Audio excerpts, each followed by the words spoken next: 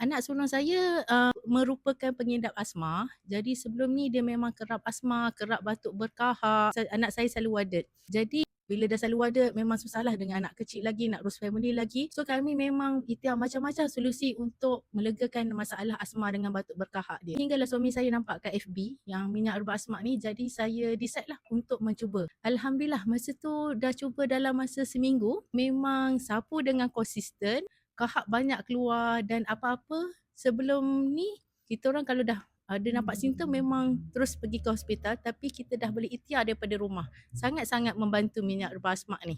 Daripada 2016 sampai sekarang dah 2023 masih menggunakan.